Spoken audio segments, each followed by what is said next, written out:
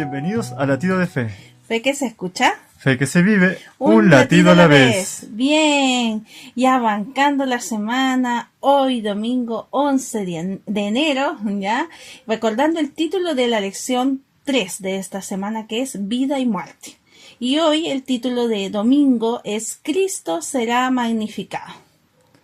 Vamos a primero comenzar con la lectura del libro Filipenses, capítulo 1, versículos 19 y 20, y también vamos a leer la pregunta que aparece acá en la lección.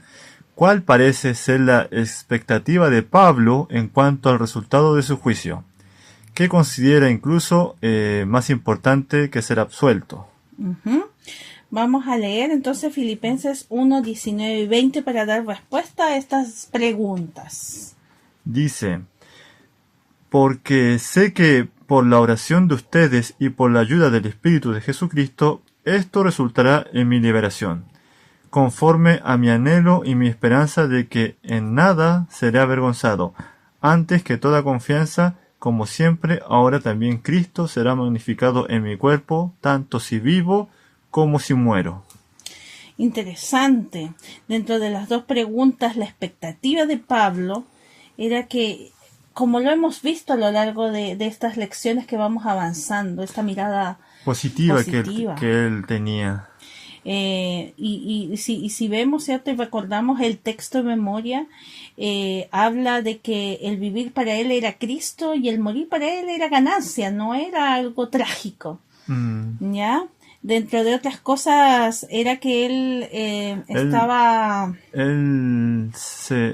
con una conciencia tranquila. Sí. Y bueno, así se consideraba un instrumento de Dios. Eso es importante, ¿ya?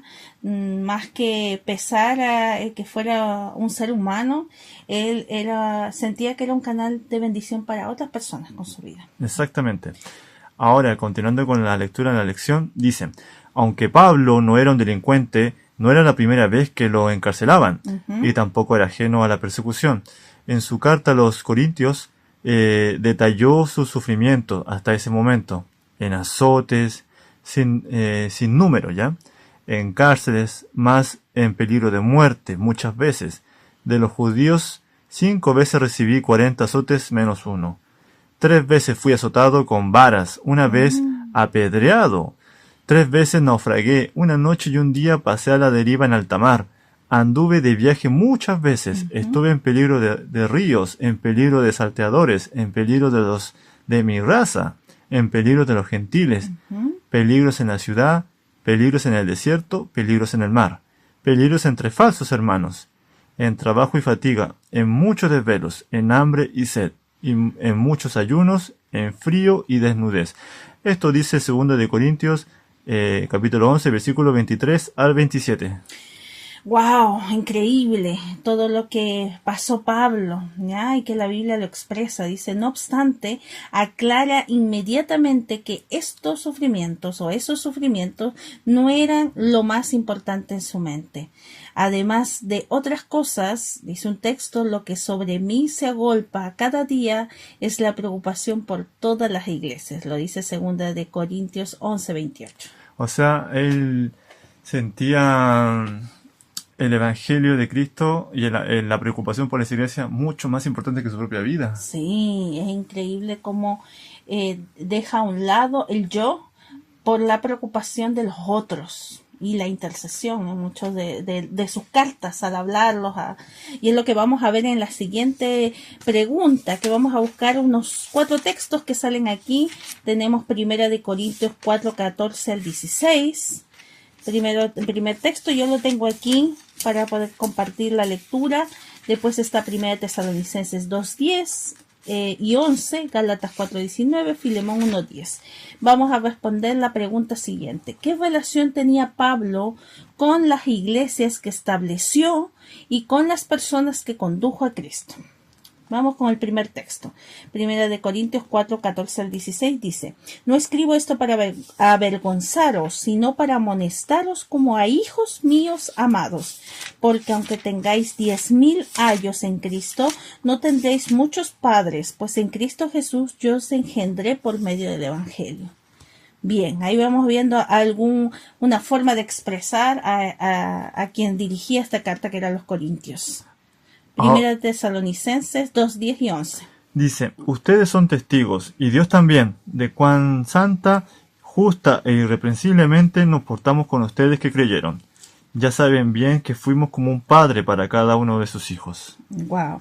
Ahí volvemos a ver un factor en común. Mm, ¿Ya?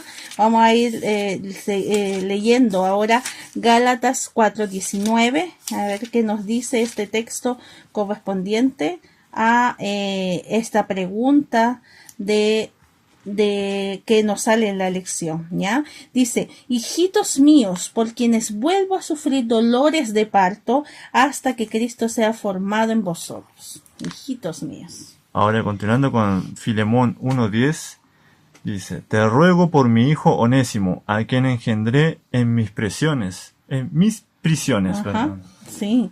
Recordando un poco la historia de Onésimo El y esclavo que escapó, digamos. claro, y volvió, y la preocupación de él también, porque fue un Mm, fiel colaborador también de Pablo. Entonces, ¿qué factores en común encontramos en estos 4 textos? que, bueno, Pablo acá toma como un rol, ¿no es cierto?, de padre, Eso, de un padre preocupado por sus hijos, tanto como en lo físico, que, o sea, digamos, preocupado de que no les pase algo claro, fortuito, ¿no? fortuito, y también preocupado en lo espiritual. Sí, creo que es un punto muy importante el que mencionas.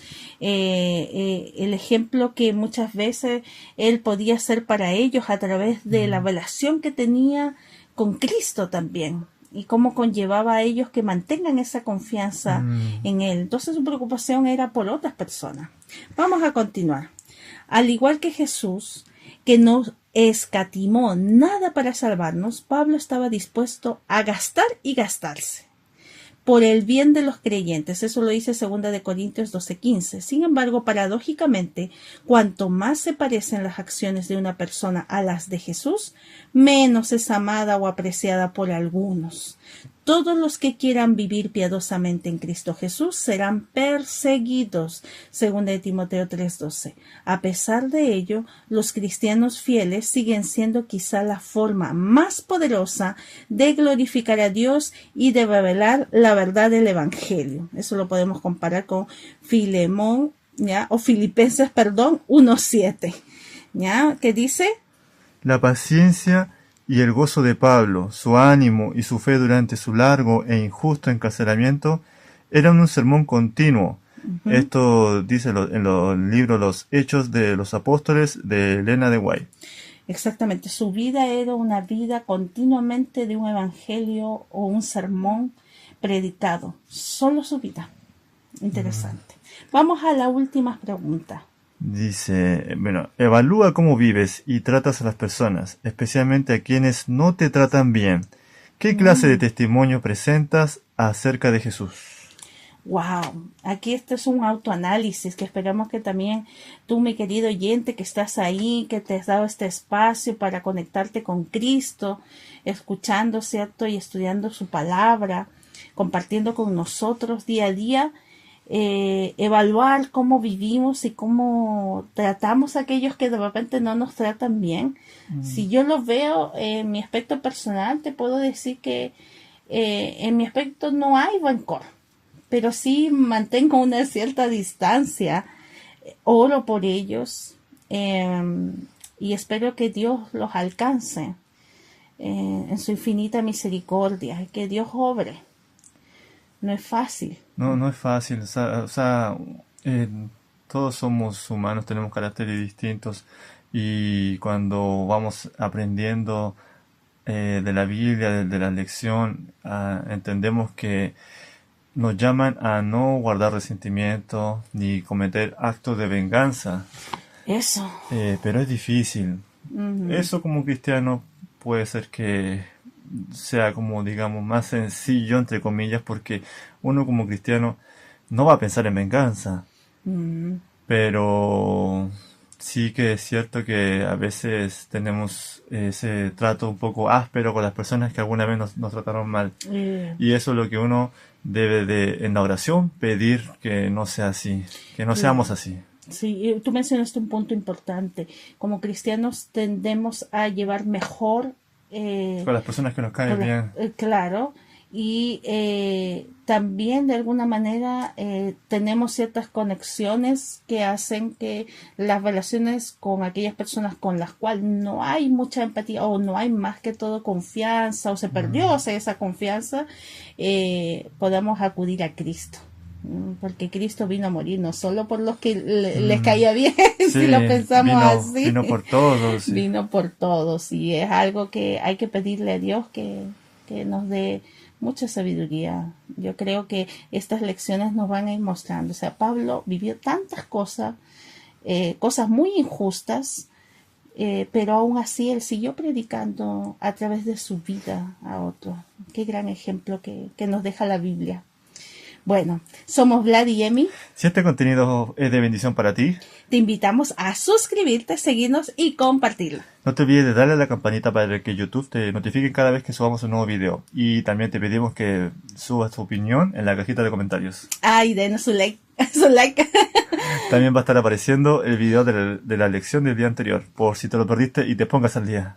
Bueno, que tengas un buen día. Adiós. Bye bye.